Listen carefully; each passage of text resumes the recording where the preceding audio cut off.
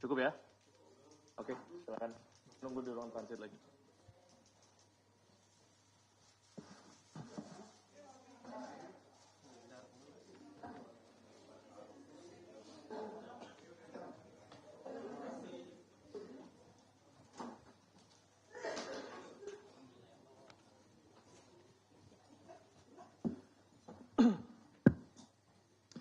Baik, bismillahirrahmanirrahim.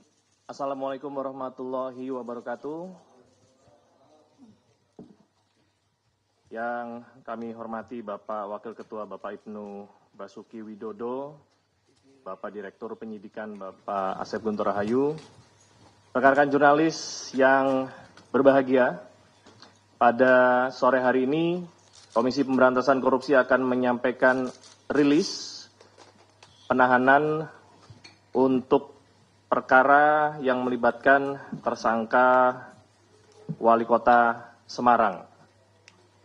Untuk itu, pembacaan kronologis dan uraian perkara akan kita dengarkan bersama-sama dan akan dibacakan oleh Bapak Ibnu. Untuk waktu dan tempat kami persilakan, Pak. Baik, terima kasih Mas Desa. Assalamualaikum warahmatullahi wabarakatuh. Baik, Mas Desa, Pak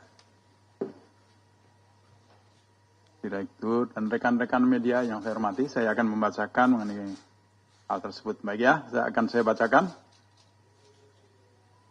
Rilis mengenai perkara Wali Kota Semarang. Jakarta, 19 Februari 2025. 1. HGR merupakan Wali Kota Semarang periode 2023 sampai dengan 2024 berdasarkan Keputusan Menteri Dalam Negeri nomor 100.2.1.36143 tahun 2022 tanggal 18 November 2022 tentang pengesahan pengangkatan Wali Kota dan pengesahan pemberhentian Wakil Wali Kota Semarang Provinsi Jawa Tengah.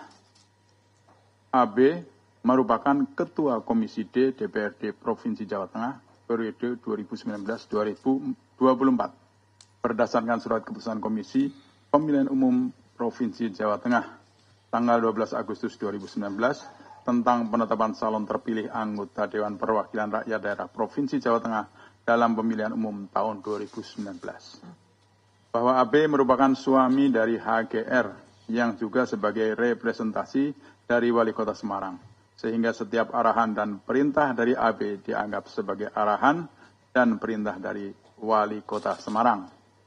Bahwa sejak saat HGR menjabat sebagai Wali Kota Semarang, HGR dan AB telah menerima sejumlah uang dari fee atas pengadaan meja kursi fabrikan SD pada Dinas Pendidikan Kota Semarang tahun anggaran 2023. Pengaturan proyek ke Bapenda Kota Semarang.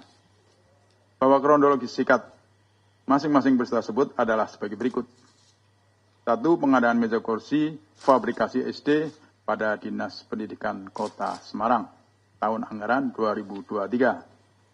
Bahwa pada sekitar akhir November 2022, setelah pelantikan HGR sebagai Wali Kota Semarang, HGR dan AB mengumpulkan sekda seluruh Kepala Dinas Kota Semarang, Asisten 1, Asisten 2, Asisten 3, Kepala BPKAD, Kepala Bapenda, Kepala Bapeda, dan seluruh staf ahli wali kota di rumah pribadi HGR.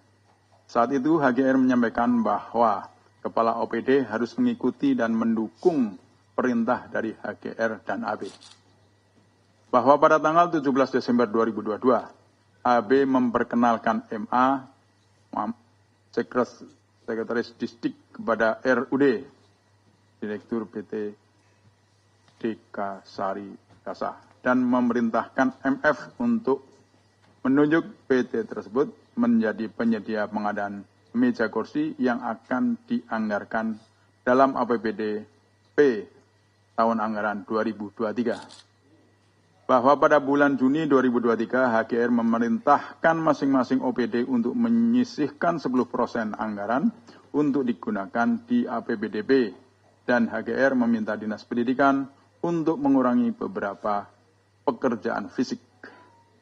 Bahwa bagian perencanaan Dinas Pendidikan tidak pernah mengajukan usulan ataupun menyusun perencanaan atas pelaksanaan pengadaan meja kursi pabrikan SD dalam pembahasan usulan APBDP, terutama karena sebelumnya sudah pernah dilaksanakan pengadaan meja kursi kayu pada APBD.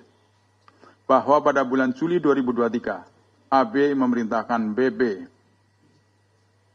untuk memasukkan usulan anggaran pengadaan senilai 20 miliar ke APBD dan menunjuk RUD PT Deka Sari Perkasa sebagai pemenang pengadaan meja kursi pabrikan SD.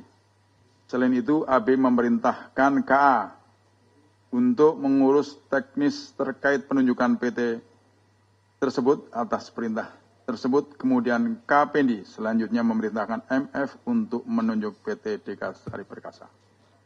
Bahwa permintaan AB kepada BP tersebut juga telah dilaporkan oleh BP kepada HGR dan HGR menyuruh BP untuk membahasnya di TAPD.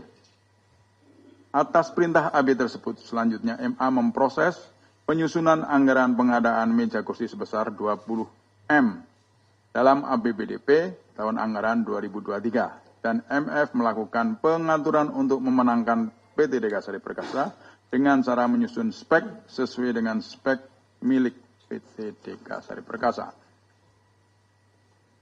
Bahwa perbuatan tersebut melanggar Perpres nomor 16 tahun 2018 tentang pengadaan barang dan jasa. Bahwa pada bulan Oktober 2023 HGR bersama DPRD Kota Semarang mengesahkan Peraturan Daerah nomor 6 tahun 2023 dan Peraturan Wali Kota nomor 24 tahun 2023 tentang APBDP tahun anggaran 2023, pemerintah Kota Semarang di mana dalam Perda sudah masuk anggaran pengadaan meja kursi untuk SD senilai 19,2 M di Dinas Pendidikan, yang mana pada awalnya APBD murni 2023 anggaran tersebut hanya senilai 900 juta. Bahwa pada tanggal 1 November 2023, MF selaku PPTK menunjuk PT Deka Sari Perkasa menjadi penyedia pengadaan meja kursi fabrikasi SD dengan surat pesanan meja nomor B3982-027-11-2023 senilai 10.769.106.000 dan pesanan kursi nomor B3983-027-11-2023 senilai 7.656.240.000 sesuai dengan perintah AB sebelumnya. Bahwa atas keterlibatan dari AB membantu RUD mendapatkan proyek tersebut, RUD telah menyiapkan uang sebesar 1.750.000.000 rupiah atau sebesar 10% dari untuk AB. Bahwa atas perbuatan HGR bersama-sama dengan AB dalam melakukan intervensi terhadap proses pengadaan meja dan kursi fabrikasi SD pada Dinas Pendidikan Kota Semarang yang berakibat dengan ditunjuknya PT Deka Sari Perkasa sebagai penyedia berkaitan dengan jabatannya selaku Wali Kota Semarang sehingga bertentangan dengan tugas dan kewajibannya sebagaimana diatur dalam pasal 65, 67 Undang-Undang Nomor 23 Tahun 2014 tentang pemerintah daerah sebagaimana telah diubah 2 kali dan terakhir dengan Undang-Undang Nomor 9 Tahun 2015. 2. Pengaturan pada proyek penunjukan langsung pada tingkat kecamatan tahun anggaran 2023. Bahwa pada sekitar akhir November 2022, AB memanggil EY dan SO selaku Camat Genuk untuk menghadap ke ruangannya di kantor DPRD Provinsi Jawa Tengah. Pada pertemuan tersebut, AB meminta kepada EY untuk memberikan proyek PL pada tingkat kecamatan Kota Semarang senilai 20 miliar yang dalam pelaksanaannya akan dikoordinir oleh M. Dan atas hal tersebut, AB meminta komitmen fee kepada M sebesar 2 miliar. Bahwa pada bulan Desember tahun 2022, EY menyampaikan permintaan dari AB kepada seluruh camat di Kota Semarang dan atas permintaan dari AB tersebut, seluruh camat di Kota Semarang menyanggupi permintaan pemberian komitmen fee untuk PL pada tingkat kecamatan. Bahwa pada sekitar bulan Desember 2022, M menyerahkan uang senilai 2 miliar kepada AB sebagai komitmen fee proyek PL kecamatan. Bahwa M selanjutnya memerintahkan SU selaku Sekretaris Gapensi Kota Semarang dan SI selaku Wakil Sekretaris Gapensi Kota Semarang untuk menunjuk koordinator lapangan yang akan berkomunikasi dengan para camat terkait pelaksanaan proyek PL dari setiap kecamatan tersebut. Pada bulan Maret tahun 2023, saat pelaksanaan rapat pleno Kapinsi Kota Semarang tahun 2023, M menyampaikan kepada seluruh anggota Kapinsi Kota Semarang bahwa Kapinsi Kota Semarang mendapatkan jatah proyek PL pada tingkat kecamatan di Kota Semarang. Dan bagi yang berminat untuk mendapatkan proyek PL pada tingkat kecamatan tersebut, harus menyetorkan uang kepada M sebesar 13% dari proyek sebelum pekerjaan dimulai. Bahwa komitmen fee yang diterima oleh M atas permintaannya kepada para kontraktor anggota Kapinsi adalah senilai Rp1.400.000. 400 juta rupiah. Bahwa komitmen fee yang diterima oleh M digunakan sesuai perintah AB, yang diantaranya adalah pengadaan mobil hias dalam festival bunga yang diadakan pemerintahan Kota Semarang.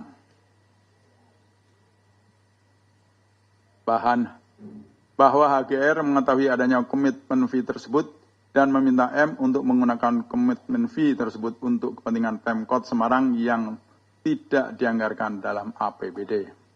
Bahwa atas perbuatan HGR bersama-sama dengan AB dalam melakukan permintaan komitmen fee atas pengaturan proyek PL pada tingkat kecamatan berkaitan dengan jabatannya selaku Wali Kota Semarang, sehingga bertentangan dengan tugas dan kewajibannya sebagaimana diatur dalam pasal 65, 66, 67, dan 76 Undang-Undang 23 tahun 2014 tentang pemerintahan daerah sebagaimana telah diubah 2 kali dan terakhir dengan Undang-Undang Nomor 9 tahun 2015. 3. Permintaan uang dari Wali Kota Semarang kepada Bapenda Kota Semarang. Bahwa pada pertengahan bulan Desember 2022, HGR menolak menandatangani draft keputusan Wali Kota Semarang tentang alokasi besaran insentif pemungutan pajak dan atau tambahan penghasilan pegawai aparatur sipil negara pemerintah Kota Semarang yang diajukan oleh IIN pada sekitar bulan Desember tahun 2022. Bahwa HGR memerintahkan IIN untuk melakukan kajian kembali atas jumlah TPP yang akan diterima oleh masing-masing penerima, dikarenakan HGR menilai jumlah yang diterimanya tidak jauh berbeda dibandingkan dengan jumlah yang diterima oleh pegawai pada Bapenda Kota Semarang, dan juga lebih kecil dibandingkan jumlah yang diterima oleh IA selaku Sekretaris Daerah Pemerintah Kota Semarang.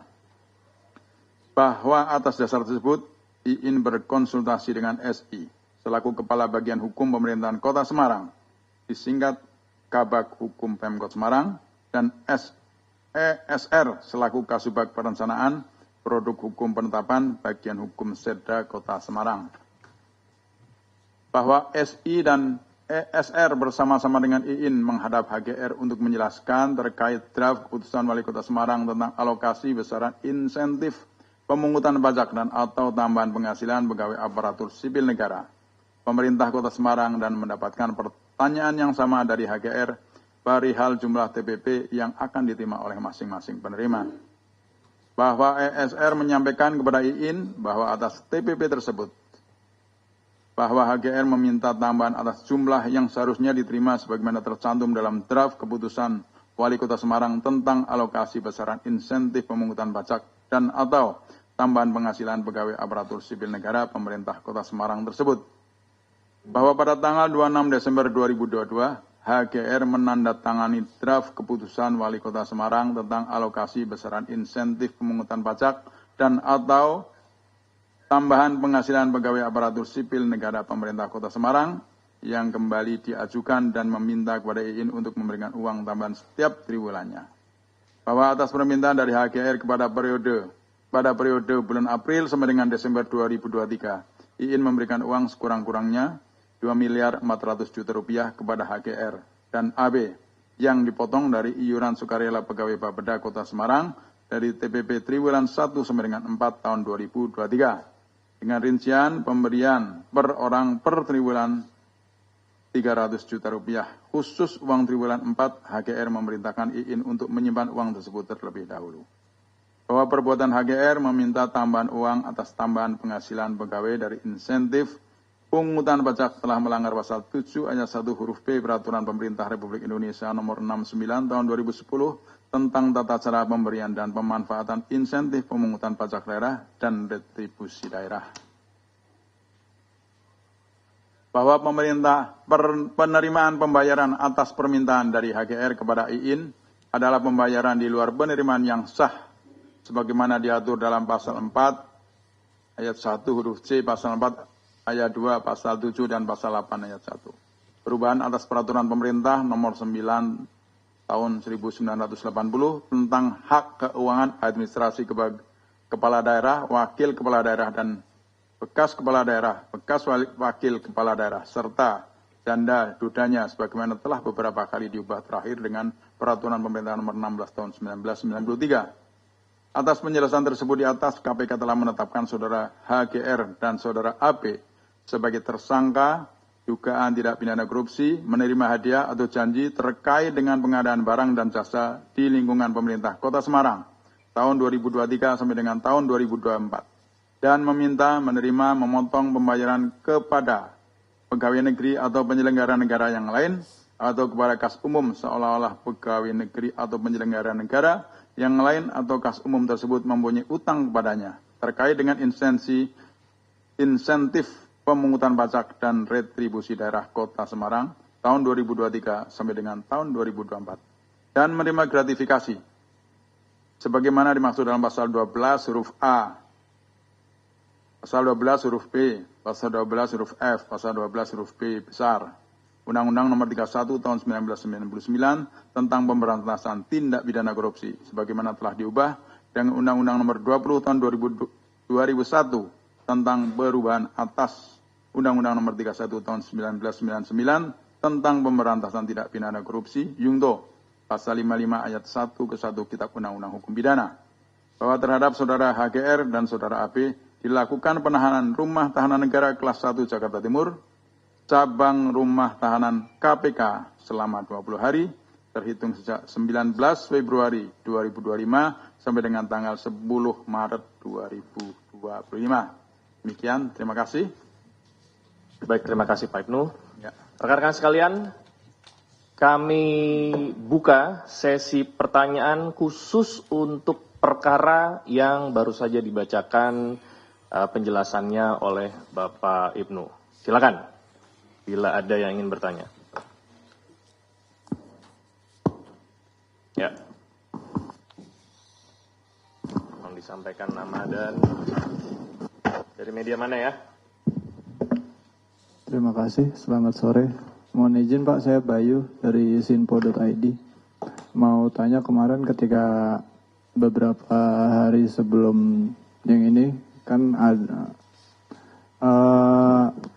Bu Ita sendiri kan sempat dikabarkan itu sakit. Nah, kalau boleh tahu bisa disampaikan sakitnya itu sakit apa, terus juga sampai akhirnya apa yang dilakukan oleh KPK sehingga Bu Ita bisa menyerah dengan alasannya yang berulang kali sakit. Terus, ya, yang terakhir apakah di sini ada upaya yang didapat dari Bu Ita itu dikumpulkan untuk keperluan dia terkait pencalonan ataupun terkait pemilu terlebih Pilpres di 2024 kemarin Pak. Terima kasih, itu aja. Lanjut. Baik, terima kasih Mas Desa, Pak Ibnu dan Pak Asep. Saya Fadil dari Wartawan Kumparan. Izin bertanya dan memastikan saja terkait dengan sejumlah dugaan korupsi yang dilakukan sama Mbak Ita dan suaminya ini. Itu total uang yang didapatkan oleh keduanya itu mungkin bisa disampaikan berapa totalnya? Mungkin itu saja, terima kasih. Yang kedua siapa Mas? Fadil. Kumparan ya. Ada lagi? Belakang. Terima kasih Pak. Saya Jamal dari Remol. Ada satu pertanyaan aja Pak. Mbak Ita dan suaminya ini kan dia dari satu partai yang sama ya Pak, PDIP. Nah, apakah KPK sudah menelusuri atau akan menelusuri dugaan aliran uang itu ke partai. Contohnya kan dia itu kan di Jawa Tengah itu kepada Ketua DPD PDIP Jawa Tengah Bambang Pacul. Paling itu aja Pak, terima kasih. Ada lagi? Cukup ya, 3. Baik, kalau begitu kami serahkan ke Pak Direktur Penyidikan untuk bisa menjawabnya. Silakan Pak Direktur. Bismillahirrahmanirrahim. Assalamualaikum warahmatullahi wabarakatuh. Selamat sore dan salam sejahtera bagi kita sekalian. Yang terhormat Pak Ibnu, pimpinan, Mas Tessa, Pak Jubir, dan rekan-rekan jurnalis sekalian yang berbahagia. Ada 3 pertanyaan terkait perkara ini. Yang pertama dari Mas Bayu. Seperti juga kita ketahui ya, Mas Bayu memang beredar di pemberitaan rekan-rekan yang di Jawa Tengah yang memberitakan terkait dengan kondisinya Bu Ita, kemudian juga beredar juga bahwa yang bersangkutan itu menghadiri acara pernikahannya atau apa gitu ya, kondangan seperti itu. Nah, sebetulnya kita kan mengundang di minggu lalu ke sini, memanggil yang bersangkutan. Itu sudah terkonfirmasi berangkat. Tetapi sampai di perjalanan, kalau tidak salah itu informasi yang kami terima itu sudah masuk wilayah Jawa Barat, itu kemudian kambuh sakitnya. Itu yang kita terima ya konfirmasinya. Nah kemudian yang bersangkutan bersama dengan suaminya itu kembali ke Semarang dan kemudian melakukan check up gitu ya, atau kontrol seperti itu, dan disarankan untuk istirahat seperti itu. Jadi ada suratnya yang masuk ke kami berikutnya. Jadi seperti itu ya, tentunya terhadap panggilan itu apabila ada keterangan, dalam hal ini keterangan surat atau apapun, dan itu bisa dipertanggungjawabkan, tentunya ya kami pertama menerima, tapi yang kedua kita juga melakukan pengecekan. Ya, kalau misalkan tersangka sakit ya kita mendatangkan ke sana penyidik untuk melakukan pengecekan apakah benar yang bersangkutan sakit. Jika benar, berapa hari misalkan diberikan waktu untuk istirahat seperti itu. Jadi kami setelah tim datang ke Semarang meyakinkan atau mendatangi dokternya dan berkomunikasi, kemudian kita memanggil kembali yang bersangkutan pada hari ini, dan alhamdulillah pada hari ini yang bersangkutan hadir, dan kita juga dengan adanya laporan atau pemberitaan dari rekan-rekan menjadi yakin gitu ketika yang bersangkutan bisa hadir di acara kondangan itu gitu. Jadi artinya sehat gitu. Jadi tidak ada lagi keraguan bahwa hari ini tidak akan hadir gitu, seperti itu. Jadi terima kasih juga kepada rekan-rekan di mungkin kontributor di Jawa Tengah ya yang memberitakan terkait dengan yang bersangkutan. Kemudian yang kedua ini terkait dengan uang-uang yang diperoleh, apakah ini kemudian dikumpulkan, kemudian apakah ada kaitan dengan kampanye dan lain-lain. Ini mohon maaf ya rekan-rekan, ini masuk ke materi yang sedang kita dalami, penggunaan uang tersebut. Yang jelas bahwa memang yang bersangkutan dengan suaminya itu seperti tadi dibacakan di bahan konvers, itu memang menerima sejumlah uang, baik dari proyek, ya, jadi dari izin proyek ya, dia harus memberikan dulu sejumlah uang, maupun dari pemotongan uang-uang atau dana-dana yang seharusnya diterima oleh para pemungut pajak, seperti itu. Kemudian Mas Fadil, ini jumlah uangnya berapa? Saya ini takut salah ya, Mas Fadil, nanti saya jumlah pasnya saya kabari ke Mas Fadil. Tapi tadi secara parsial di masing-masing masing-masing kan ada tiga hal nih, 3 perkara, 3 kegiatan. Nah, itu masing-masing ada yang 2 ada yang 2 miliar, ada yang 1, sekian miliar gitu. Tapi karena tentunya juga kita akan, karena masing-masing orang ini kan ada perbuatannya tersendiri. Walaupun kedua-duanya ini adalah suami istri, itu tidak bisa juga lalu digabungkan. Tentunya sesuai dengan fakta perbuatannya, Bu Ita berapa, kemudian Pak AW juga berapa, seperti itu. Nanti untuk pasnya kami akan susulkan ke Mas Fadil. Kemudian dari Mas Jamal, ini apakah uang-uang tersebut ada mengalir ke partai? Sejauh ini yang kami peroleh, kita memang dengan, sering saya sampaikan, dengan metode follow the money, kita akan mencari kemana uang itu mengalir. Tapi sejauh ini kami belum menemukan ke arah situ. Nanti kalau update-nya tentu kita akan sampaikan berikutnya kemana uang yang diperoleh oleh saudara I ini dengan saudara A itu mengalir kemana saja. Demikian mungkin Mas Tetep yang bisa saya sampaikan. Terima kasih. Assalamualaikum warahmatullahi wabarakatuh. Terima kasih Pak Dirdik. Baik, untuk sesi selanjutnya